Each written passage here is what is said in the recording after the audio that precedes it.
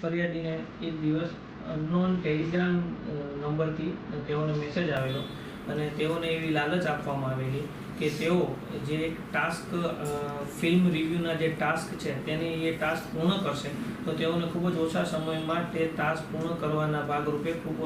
સારું એવું વળતર મળશે. તેના ભાગરૂપે જે સુરતના ફરિયાદી છે તેને એક લિંકના માધ્યમથી તેઓને રજીસ્ટર કરવામાં આવેલા એ લિંકના માધ્યમથી અને તેઓ પાસે અલગ અલગ ટાસ્ક આપવાના પેકેજના રૂપે કુલ 14,38,691 રૂપિયા જમા કરાવડાવવામાં આવેલા. તે જમા કરાયા બાદ સુરતના ફરિયાદી પાસેથી શરૂઆતમાં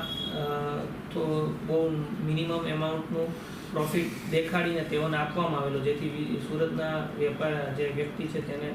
વિશ્વાસ આવેલો, પરંતુ ત્યારબાદ કુલ 14,38,691 રૂપિયા તેઓને પરત આપવામાં ન આવેલા. જે અનુસંધાને Surat city cyber crime police સ્ટેશનમાં ગુનો દાખલ કરવામાં આવેલો, જેમાં આઈપીસીની કલમ 420, 120B તથા આઈટી એક્ટની કલમ 66D અનુસંધાને ગુનો દાખલ કરીને આગળની તપાસ હાથ ધરવામાં આવેલી. જેમાં સુરત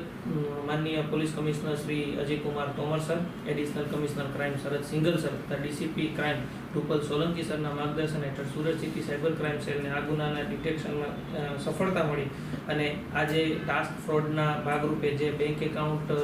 જે યુઝ થયેલા હતા તેમાં અલગ અલગ 14 લાખમાંથી 5,93,011 રૂપિયા ફ્રીઝ કરવામાં આવેલા છે અને આમાં કુલ 3 આરોપીઓને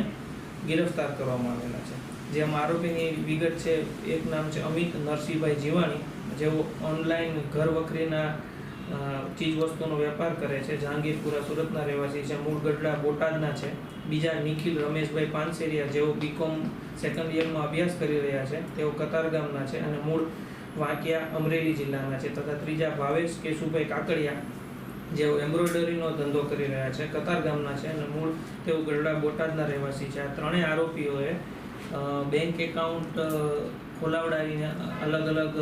માધ્યમથી જે પૈસા છે તેઓના ખાતામાં જમા થયેલા હતા, જેનું અનુસંધાને તેઓને ગિરફ્ત કરવામાં આવ્યા છે. સમગ્ર જનતાને સુરત સિટી સાયબર ક્રાઇમ સેલની નમ્ર અપીલ છે કે કોઈ પણ અનનોન વ્યક્તિ ટેલિગ્રામના માધ્યમથી કે વોટ્સએપના માધ્યમથી કોઈ સંપર્ક કરે અને રેટિંગ અથવા ટાસ્કના ભાગરૂપે અલગ અલગ પેકેજના ભાગરૂપે પૈસા જમા કરાવડાવીને કોઈ માંગણી કરે તો ખાસ તેઓના વિશ્વાસમાં ન આવીને તેઓની ઓથેન્ટિસિટી તપાસીને જો તે સાચા લાગે તો જ કોઈ પણ અનનોન વ્યક્તિ સાથે નાણાકીય વ્યવહાર કરવો.